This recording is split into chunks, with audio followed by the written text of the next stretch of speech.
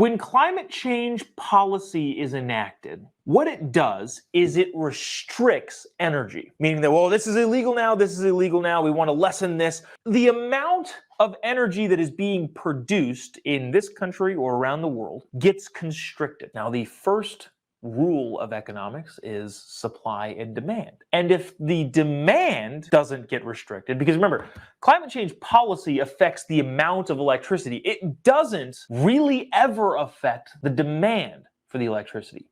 The demand for energy continues to go on and honestly continues to get bigger and bigger every day with the growing population globally. But when climate policy, when it contracts and restricts energy and doesn't lessen the demand, the price goes up. If you look at a supply and demand price graph, the less of something you have and the more demand there is means the price rises.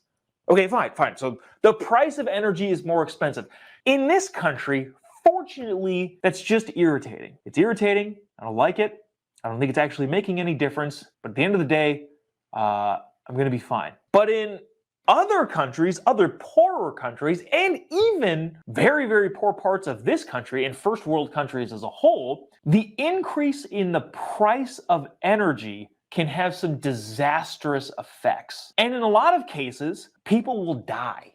And this is, I'm not trying to use hyperbole here. I'm saying that when energy prices go up to the point where people can't afford it or have to choose between heating their home and buying food, because the climate energy extremist craft policy that restrict the amount of energy, which makes it more expensive, when the price for energy gets too high, people in countries that need it to survive do not survive.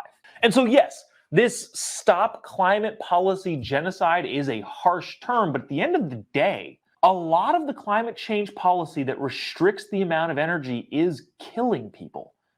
And I feel like a lot of more people need to know that. There isn't just some kind of like, it's just irritating. Yes, if you live in the United States and you live in the middle class or above the poverty line, it's just irritating, right? It's just like, dang it, my gas bill is this or my electricity bill is this. But if you really, really look at the scope of the global population and what restricting energy supply does to that population, when energy costs go up too high, people will die.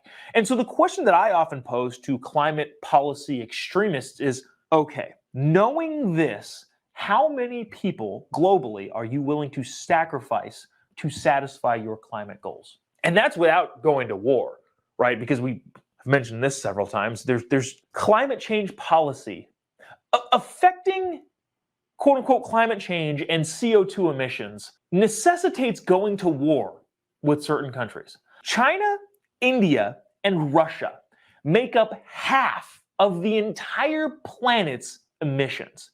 So, if the United States and much of the first world countries that have climate protests and say, we need to change this and that and this and that and this and that, what they need to understand is that if you want to make any sort of significant dent in the climate change, CO2 emissions, whatever, you have to get China and India and Russia to stop emitting CO2. And do you think if sanctions weren't going to work for Putin going into Ukraine, which they really haven't, if sanctions or military intervention are your only two options, which those are the only two options in the case of global geopolitics, and sanctions are proven to not have worked very recently, the only other option is military involvement.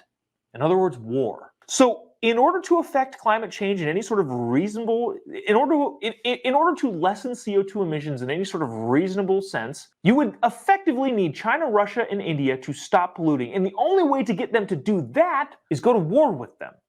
So not to mention the price increase that causes poorer people to die from lack of access to energy.